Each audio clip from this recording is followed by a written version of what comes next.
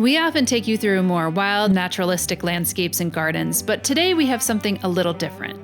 Down a remote dirt road at the edge of forest and estuary is a formal garden with a touch of grandeur created by our friend's father, Serge Brunner.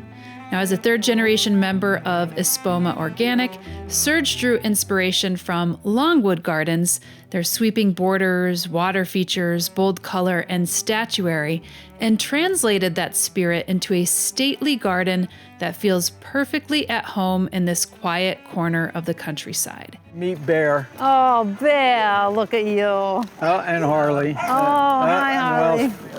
Coming out to say hi. Oh, Bear, hello. I wanted something symmetrical. Yeah. And I wanted a mirror image. There's not a whole lot to choose from. You can get a lot of identical things. Yeah. You know, you've seen like dogs or horses or lions. So finding that statuary was... Normally you'd see this as like a rustic wood, but you actually turned it into something a bit more formal. I tried. Yeah. We can get to the garden. So you just finished that? Yeah. What the most common landscaping mistake I see in homes, they do an initial foundation planning, then 20 years go by, it's totally overgrown, hides the house, they never recognize it, and they leave it that way. Right. And it's not attractive anymore. Right. Well, we had reached that stage where our initial landscaping had overgrown things, so we had to redo things. And I said, all right, this is a chance to... Reimagine. Exactly. Our landscapers and the landscape architect I work with credit, because I never would have thought of a pergola, and I was agonizing, is it going to detract from the house or whatever, but I'm happy with it. I tried to make a privacy hedge from the garden so that when you come in, you don't see things. You like to have a dramatic impact when you first come. But a lot of this, it was a lot of serendipity in it. My sister has an artist friend who does a lot of corporate sculpture, metal sculpture. Well, in one of his starving periods, she came to me and said, could you buy anything? Like these things right here. Exactly. Okay. I bought 3 pieces from him. This fern-like structure, that whimsical thing. Right. And then the reeds that are on the other side of your vehicle. Just happenstance, I said, all right, what am I going to do with them? I said, all right, I'll put it here, here, and here. But I think when we're done the tour, you're going to see there's a cohesion of all the artwork that you need luck. Just sometimes dumb luck. And the beautiful thing about a garden, to me, a garden's never done. It's always evolving and you're reinventing. And once you have it, you say, oh, no, what, I can change this, I'll change that, I'll add this. And so that's the fun part. Here's the reed-like structure. I think I like that one the best. I think it's pretty cool. It's like, well, you're going to see, still. You're going to see a lot of different things that he did, because I then revisited them when we added the pool. And again, with the idea of having an entranceway, a gate without fence. Right. But I wanted that, all right, now you're entering the garden. Nice. Whoops. Oh, and there's a little bird right there. And a little bird there. Oh, there's a little baby bird. Yeah, he's learning. A little robin. That means the mama's still around feeding him. Probably. That's the type of bird we put in a basket, Sandra, when we found it when we were mowing the lawn. He'll be fine if the cats don't get him. Oh, yeah, I saw your cat over there, and it was lazing in the sun. Yeah. So there's 2 types of sculptures, because it's gardens and plants. The abstract and then real life animal. And what I've tried to do is nothing that's not native to the area. I don't want bears and tigers. And they're not part of the structure. The other thing is functioning outhouses. So that if we're here and entertaining, I didn't want to interfere with my wife's domain of people wanting to go in the house. Well, I definitely see the formality in this, and you like that. What is it about it that you like? Is it just the fact that it's like crisp and like the symmetry you enjoy, or what is it? I do enjoy the symmetry I guess what I like about the formality is that it's not happenstance. I made it. I created it. And it's beautiful. You know, it's like an artist at work. Right. So you want to have that differentiation between, like, some people have more wildscaping, and you said, no, that is human created. I have, like you, I have 100 acres here. I have 80 of them are natural. I can go out there. Now, we have persimmon, huckleberry, blueberry. We have native plants I can go and enjoy. But this right near my home, I wanted it to be my retreat. And honestly, I've had this now quite a while. Every morning, every night, I'm in my garden. That's nice. So do you feel like it regenerates you, or just the sound of water? Yeah, you do. Okay. And how long has this taken you? Because this is like statues. It's snipping. It's cloud clipping. It's like how. Yeah, I mean, you know, I told you when we were at the office, this has taken 35 years to get here. Right. Right. When I came, it was all woods. There was nothing here. We carved this out of nothing. This is an interesting area because you're right next to the water. As we're traveling here, it's very sandy, like you were saying. It's very sandy. The trees are very scrubby. You got beautiful crepe myrtles, by the way. Yeah. I mean, it's like a little longwood. I mean, and we were just there. That's it. That's what we're trying to do. Do you have like a light show and stuff? Absolutely. Oh, if you he look has a inside, light show as well. If you go in there, you'll see the lights are in there. Yeah. For at night. I mean, there is something really wonderful about this, isn't it? And one of my daughter's complaints when I did all this, she said, the one thing you forgot was a sound system for music. I said, no, I don't want that. I want to hear the bubbling of the fountains. I want to hear the water and everything. And the one thing you noted that it takes time. With the crepe myrtle, they were small plants, and we were envisioning that canopy of an entrance. How long did that take? It took a long time. Because 35 years. You look at the hydrangeas that are... You know, that's the same idea. Yeah. Eventually, Yeah. they'll create the symmetrical other entrance. Now, the one thing that we're starting to be able to get some color back in the garden. My wife feeds the deer. Oh. So we have a herd. At night, that pasture is full of deer. Okay. Well, is that at odds with your my garden? So everything you see here is deer resistant. Okay. And we've been slowly finding ways and plants that will let us have some color back in. Right. So we found that lantania, they don't like. Yep. And which so we're adding the butterflies seem to love. You know? Oh God, yeah. Yeah. So we're adding them back. But it was how much can you do with boxwood and holly hedges and things like that, pachysandra. And pachysandra. Yeah. Exactly. I mean, the color really does add it because you have green on green on green. And that's why we put those raised vases in there. Yeah. Out of the browsing range. It's so nice. Look at this. And this tree died. Yeah. Oh, and you turned it into a totem pole. And everything on there is a native animal to here. So the cranes, the wood ducks, the eagle. We have bald eagles here. Yeah, the flying squirrels, hummingbirds. Exactly. Yeah. Everything. And the lantana, it looks like the swallowtails are really all over it. And you have the begonias there as well. Yeah. So. But I appreciate how much you could do with one plant. Well, you know, even the pachysandra is you don't clip this, do you? It's it just is what it is as a ground cover. If you look at the fountains, you see the dark gray pavers. Right. They were pachysandra. All the way around. Everything.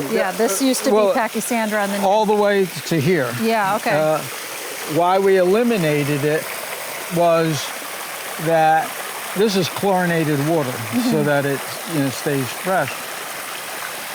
The people who maintain the fountains don't care about the plants.